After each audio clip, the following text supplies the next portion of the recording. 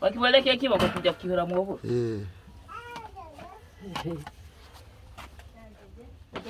Yeah, that is the basket which they use to serve this African food. Yeah, they don't serve it from plate, they serve it from that basket. It's a traditional basket. Yeah, we call it a kiwo in our local language. Yeah, that's how we call it. Yeah, it's so special for that traditional meal. Ali akibakanga karuka karungi eja kutera ndio kutera kisanyo kabasidi. Karungi uko. No kateme. Kandi wabo biri mu maduko kuno biba kutu mbabi yako. Mtu aloboro anko.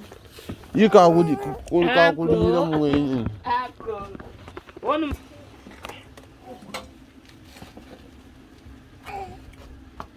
Anko. Ankara. Anko.